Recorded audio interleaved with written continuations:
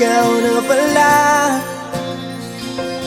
ang may-ari ng damdamin ng minamahal ko. Pakisabi na lang na huwag nang mag-alala at okay lang ako. Sabi nga ng iba, kung talagang mahal mo siya, hayaan mo. Hayaan